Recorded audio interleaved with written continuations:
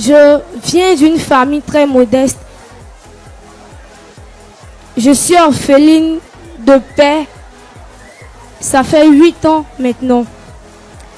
Et depuis la mort de mon papa, moi et ma maman, nous sommes venus à Daloa. Ma maman, de son côté, avait perdu ses 2 parents.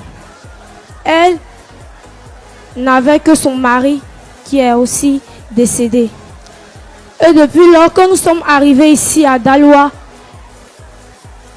elle est partie, vu que la rentrée scolaire approchait. Elle est partie dans un village pour faire des activités pour nous scolariser. Des activités qui revenaient peu, qui ne suffisaient pas à nous scolariser, moi et ma petite soeur.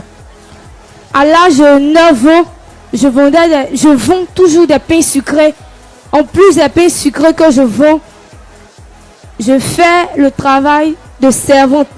C'est-à-dire, vu que les pains sucrés que je vends, les revenus étaient peu. Donc il fallait faire d'autres activités pour avoir plus pour préparer ma rentrée scolaire.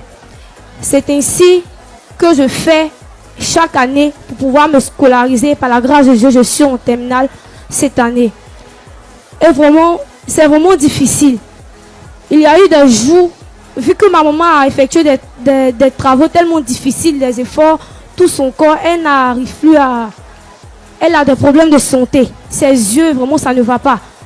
Donc je suis, on peut dire, sa deuxième fille grande parce que sa première fille est mariée. Donc je dois tout faire pour pouvoir me scolariser, pour pouvoir prendre soin d'elle et prendre aussi soin de ma petite soeur. Donc chaque année, je vends des pains sucrés. Et chaque vacances, quand je vends, je peux me retrouver à au moins 100 000 francs, 120 000, ça dépend de le mois où on nous laisse. C'est ainsi que je vis. Et ce fut des fois où c'était vraiment difficile de joindre les 2 bouts.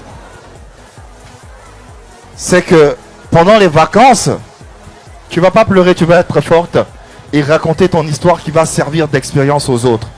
T'as compris? T'es un modèle, t'es une valeur. Si t'es sur cette scène, c'est parce que ton histoire a une certaine importance. Il faut surmonter cela et parler de cette histoire. Ok? Applaudissez-la bien fort, s'il vous plaît. Bien fort, elle a besoin de ça. Courage, courage, courage. Sois forte. Malgré ces difficultés que je rencontre au quotidien, je me dis que la vie ne s'arrête pas là. Il faudrait que je sois forte pour relever la tête de ma maman. Si un jour, ma maman doit être heureuse, ça doit passer par moi. Donc je bosse comme il le faut.